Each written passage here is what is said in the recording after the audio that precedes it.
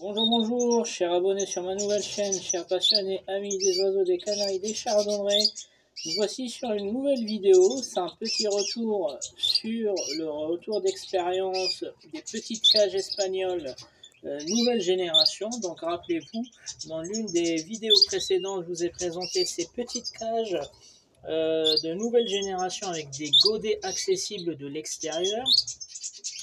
Donc aujourd'hui c'est un jour de nettoyage comme chaque dimanche, à savoir que ces cages là je les nettoie tous les dimanches.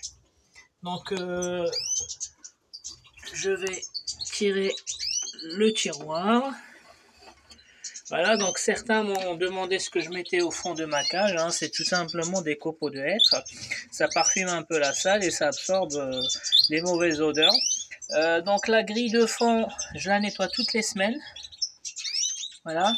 Et la litière aussi, je la change toutes les semaines. Après les perchoirs, je passe un coup de torchon humide. Et derrière un sopalin, un coup de sopalin pour que ça puisse sécher. Premier retour d'expérience, malgré le nettoyage, les grilles s'oxydent. Alors je sais pas si c'est de l'oxydation, c'est de la rouille, ou si c'est parce que normalement c'est galvanisé. Donc voilà, j'ai remarqué après les premières semaines d'utilisation, certaines grilles commencent déjà à noircir. J'ai essayé de bien frotter ce matin et ça part pas. Hop. Deuxième chose, c'est que au début j'utilisais des abreuvoirs classiques là sur le côté, hein, type, et qui sont d'ailleurs fournis avec ce type là, comme ça. Mais j'ai fini par les enlever. Pourquoi? Parce que j'ai enfin compris pourquoi les éleveurs ils mettaient de l'eau dans ce godet là et des graines dans celui-ci. Parce que quand on utilise en fait cet abreuvoir, toute l'eau elle se met à l'intérieur dans le bac. Elle se met là-dedans. Je sais pas parce que c'est la grille, parce que quand je regarde de côté, effectivement la grille elle est penchée. Elle est pas verticale en fait. Elle est penchée un peu vers l'intérieur. En fait toute l'eau coule et donc du coup ça fait une espèce de moisissure là-dedans. Donc vous utilisez du carton, vous utilisez de la litière classique, vous aurez en fait de l'eau mélangée à ça et ça va faire remonter beaucoup d'humidité et ça fait venir des champignons. Donc finalement au bout de 2 semaines d'utilisation de ces abreuvoirs classiques, j'ai fini par les enlever et mettre de l'eau directement là. J'ai moins d'humidité. Alors il y en a certains, il y a certains canaris qui vont s'amuser à jouer avec de l'eau, donc ils vont un peu mettre un peu d'eau dans le bac. Par contre j'en ai beaucoup moins. En fait, juste pour vous donner une idée, quand je remplissais l'abreuvoir, ce type d'abreuvoir, le matin, vers midi, il était déjà vide. Et moi je pensais qu'ils l'ont bu, un truc comme ça. Non, en fait il s'est versé là-dedans. Donc si ça peut, plusieurs fois ils ont essayé de boire, il n'y avait rien, parce que ça s'est vidé. Les accès rapides dont je parlais, c'est ça, hein. Vous mettez directement de l'eau ou des graines. Alors attendez, un oiseau. Oui, parce que j'ai une perruche qui est en pleine liberté là. Hop, pareil pour remplir les graines. Voilà. Donc on avait parlé de l'eau là. J'ai fini par mettre de l'eau dans le godet. La grille de fond qui rouille et aussi la grille là où je mettais, ici on le voit, non? Là où je mettais la gourde, là ici on le voit mieux. Donc vous voyez que ça roule, ça fait de la rouille là. Hop. Là, si vous voyez mon doigt, voilà. Donc je me pose des questions si c'est vraiment galvanisé, si c'est normal d'avoir cette couleur noire et une surface rugueuse.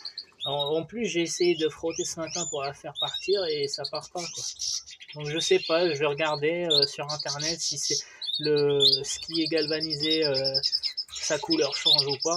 Je sais pas. Mais en tout cas, donc voilà, après 4 ou 5 semaines d'utilisation, je vous partage déjà les retours d'expérience sur ces cages-là.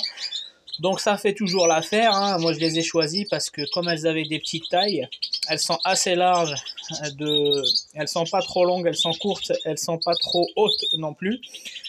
C'est par rapport aux caissons d'écollage que j'avais fabriqué. En termes de canaries, je suis toujours sur 6 mâles. Donc ce sont mes mâles canaries. Donc le malinois Volkswagen que j'avais acheté en Espagne, panaché, de 2020. Le brun rouge classique, canari commun, qui est né chez moi 2020 aussi. Le récessif blanc qui est né chez moi 2020. Le mâle Isabelle rouge qui est né chez moi, mais cette fois-ci en 2019. Et d'ailleurs, c'est le père de ce brun-là, plus la brune que j'ai là-bas et l'Isabelle qui vient de partir là-bas dans le coin. Voilà, donc c'est un très bon papa, c'est pour ça que je l'ai gardé. C'est le seul de 2019. Le mâle Fayot de 2019 qui vient de chez Gilles. Donc c'est un Fayot jaune, hein. Je pensais que c'était un Fayot blanc, mais non. Il a bien un masque jaune et il a bien des taches jaunes sur les ailes. Donc à savoir qu'il y a plusieurs déclinaisons du Fayot. Il y a le blanc qui est le plus rare, il y a le jaune et le rouge. Alors le jaune et le rouge, en fait, c'est la pigmentation due à la pâte jaune et rouge des premières générations qui vont donner des mosaïques, Fayot mosaïque. Donc celui-ci est bien un Fayot mosaïque jaune. Je pensais qu'il était blanc, mais bon. Et le UP allemand qui vient de chez Gilles aussi, qui est de 2019, donc il avait déjà reproduit chez lui. Donc, très très beau gabarit. Hein. J'ai le UP allemand plus mon mâle Isabelle, ce sont de très beaux canaris, très beaux mâles, posture excellente. Quand je les mets dans des grandes cages, ils posent parfaitement bien. Après les autres, ce sont des jeunes. Donc là, comme j'ai nettoyé toutes les cages, ah oui, j'ai oublié un dernier point. En fait, ici, il y a des dépôts. J'ai dû enlever certains avec une vieille brosse à dents. En fait, il y a un des inconvénients de ces cages-là, c'est qu'il y a des dépôts d'eau avec des graines, comme c'est à proximité des godets, et que j'enlève une fois par semaine à l'aide d'une brosse à dents, une vieille brosse à dents qui me sert aujourd'hui principalement pour enlever ces dépôts-là. Et donc ça aussi c'est dangereux, il ne faut pas que les oiseaux viennent manger là-dedans. Pourquoi? Parce que l'eau mélangée aux graines, ça va faire germer certaines graines. Et comme je l'avais déjà annoncé dans l'une des vidéos précédentes, si les graines germées, il faut les maîtriser avant de les présenter à vos canaris. Si ça se fait aléatoirement, ça va forcément générer des problèmes, des champignons et des moisissures dans le système digestif de vos oiseaux. Donc voilà, donc les canaris mâles, ils sont propres. Ils ont pris leur douche hier. Je vais focaliser. Voilà. Mes 6 mâles canaris. Et d'ailleurs, je les teste de temps en temps. Je les mets à côté de la volière des femelles. Donc vous voyez très bien. C'est comme ça que je formerai les couples plus tard, quand mes chardonneries seront frais. Donc vous voyez que toutes les femelles, elles sont de leur côté. Les deux UP allemands, ils sont l'un côté de l'autre. Le Fayot, apparemment, j'ai remarqué qu'il était intéressé par ma brune rouge. Parce qu'à chaque fois qu'elle l'appelait, il répondait. Donc voilà. Donc là, les femelles, elles sont prêtes hein, depuis déjà plusieurs jours. Les mâles, j'ai encore un doute. De toute façon, moi, je ne vais pas les mettre ensemble tant que mes chardonnerets ne sont pas encore prêts. Voilà, voilà les amis. Bon dimanche à vous. Salut.